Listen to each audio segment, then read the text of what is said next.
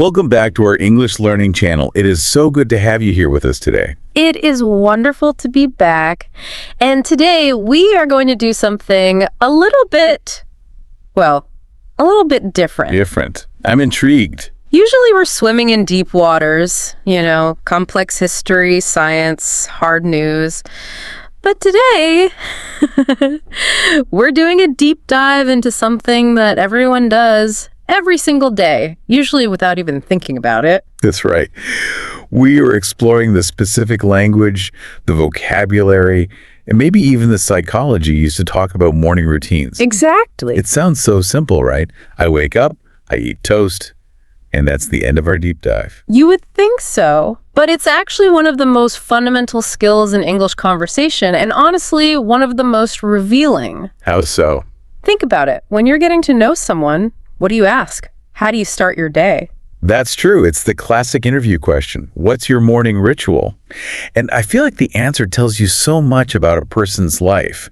It does. And from a language learning perspective, talking about morning routines is the perfect playground. It's how you master the present simple tense, because these are habits, and it's the absolute best way to practice sequencing. The art of telling a story in order. Precisely. So our mission today is to walk through a typical morning step by step.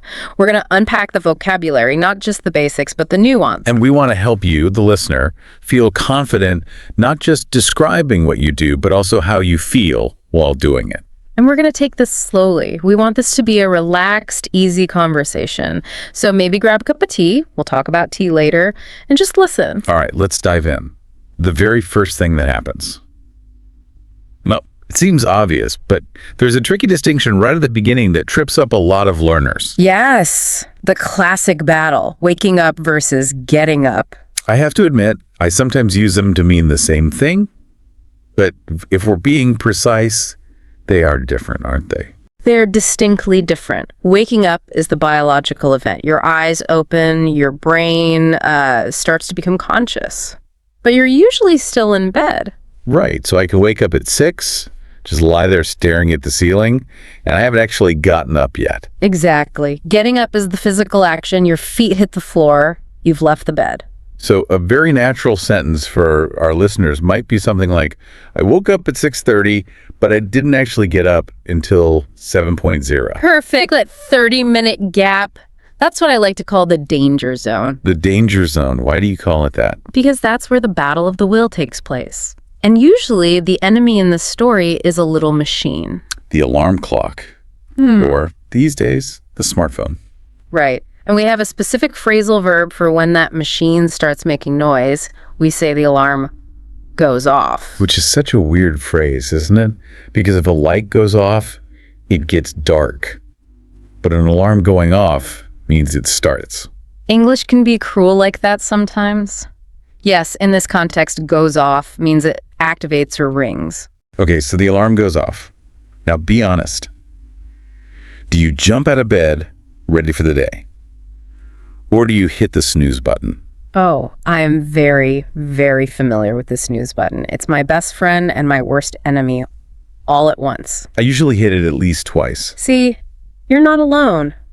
Hitting the snooze is a cultural phenomenon. It's that button that delays the inevitable for, 9 minutes? Always 9 minutes. Why is it 9 minutes? I have no idea, but there's actually a great vocabulary word for how you feel during that snooze period, isn't there? You don't feel rested, you feel heavy. Yes, the word is groggy. Groggy. It's a great word. It sounds exactly like what it feels like. It does. Being groggy means you're confused, slow, maybe a little uncoordinated. It's caused by something scientists call sleep inertia. Sleep inertia. That sounds serious. It basically means your body at rest wants to stay at rest. Your brain is still half asleep. So if you say, I felt so groggy this morning, that's what you're talking about. And hitting the snooze button actually makes that worse, doesn't it? It does. Because you drift back to sleep and then get pulled out of it again. So you end up even groggier. Well, that explains my entire adult life. The opposite, of course, would be feeling rested or refreshed. That's the dream. I woke up feeling refreshed. Okay, so we've woken up, we've fought the snooze button, we're groggy, but we've finally gotten up. We're vertical. What's next? This is where we need to introduce those really useful sequencing words. A routine is like a story. You need words to connect the parts. Words like first, then, next, and after that. Exactly. First, I stumbled to the bathroom. Then I turned on the light. Let's talk about the bathroom, the hygiene phase. The word combinations here, the collocations, are pretty strict. They are. We generally focus on three main things: teeth, face, and body. Pee first. We always say brush my teeth. Always brush. Never clean my teeth. If you say I scrubbed my teeth, it sounds very aggressive. Ouch. And for the face. We wash the face. Simple enough. Although if you want to sound a bit more advanced, you might hear people talk about their skincare regimen. A regimen. That sounds very official. It implies a system. First I cleanse, then I moisturize. But really, for most learners, wash my face is perfect. And then the big one, the shower. The shower. The verb here is interesting. In the US, we almost always say take a shower. As in, I need to take a shower. But in the UK, you'll often hear have a shower. Both are perfectly correct. I took a quick shower to wake up. I guess a bath is different, right? A bath feels more like a relaxing evening activity. A huge difference. A shower is for efficiency in the morning. A bath is for luxury at night. And once you're clean, you have to get dressed. Get dressed. Yeah. Simple phrase.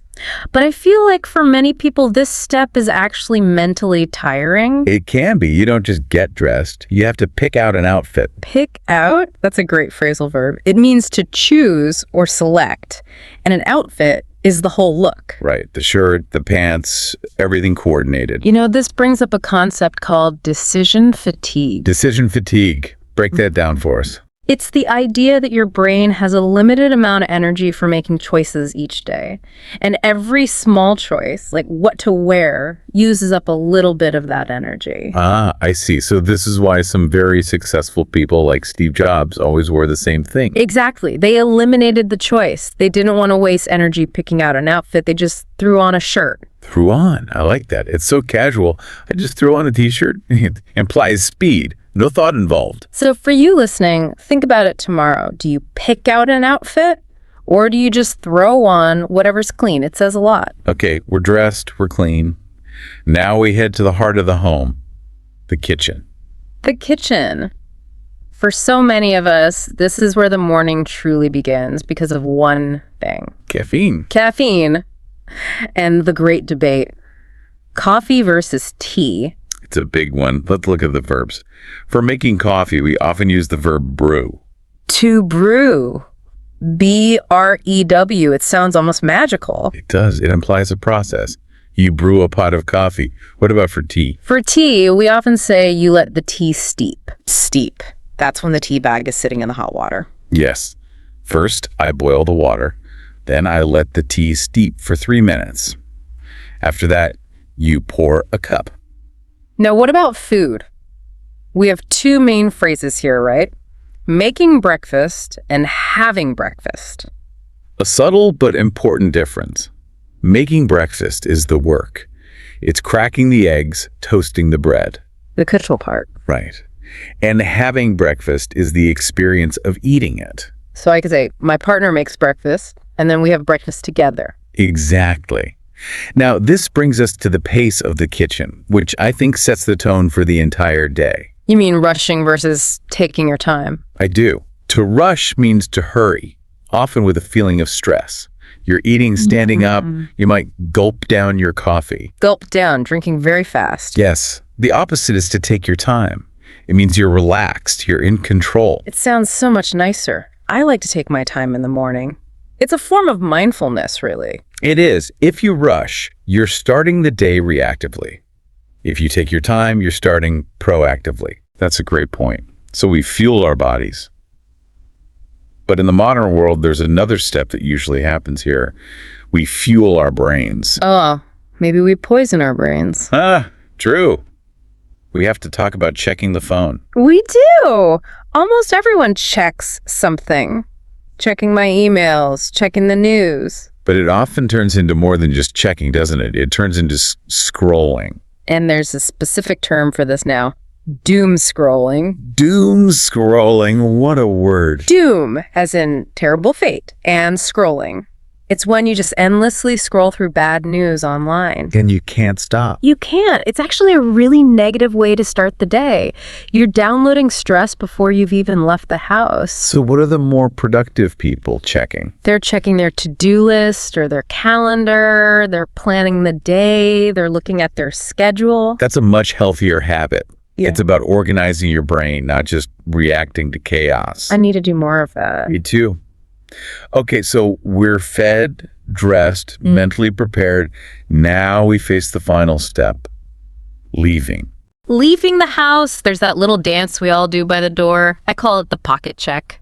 Keys, wallet, phone, the Holy Trinity. Exactly. And the verb we often use here is grab. I grab my keys. It implies a quick motion, you're ready to go. And then the final action. We head out. Head out or head to work. Why do we use head? It's about direction. You're pointing your head and body in a specific direction. It sounds much more natural and casual than I'm going to work. I'm heading out. And once you're out the door, you begin the commute. The commute, C-O-M-M-U-T-E, the journey from home to work. And it can be a noun or a verb. Right, my commute is long is a noun. But I commute by train is a verb. And during your commute, you might get stuck in traffic, especially during rush hour. Rush hour, the time when everyone is rushing. It all connects back. It all connects. Okay, let's do a quick review of that whole flow just to lock it in. Let's do it. Phase 1 is the awakening. The alarm goes off, you feel groggy, you eventually get up. Phase 2, hygiene. You brush your teeth, take a shower, and either pick out an outfit or just throw on some clothes. Then the kitchen. Phase 3. Phase 3 is fuel. You brew coffee, make breakfast, and decide whether to rush or take your time. And finally, departure. Right. Phase 4, you try not to doom scroll, you grab your keys, and you head to work for your commute. When you lay it out like that, it really does sound like a mission. It's the logistics of starting your day. So here's our challenge to you, the listener.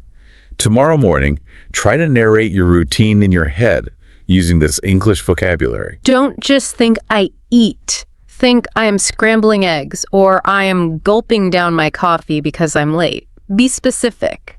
And here's a final thought to leave you with, a bit of a deep dive provocation. There's a saying, how you spend your morning is how you spend your life. Wow. That's a heavy one. It is, but think about it. Is your morning reactive? Are you just responding to alarms and notifications? Or is it proactive? Are you choosing how to start? That goes right back to the snooze button. If you stopped hitting snooze and you stopped doom scrolling, would your whole day be different? I think it might be.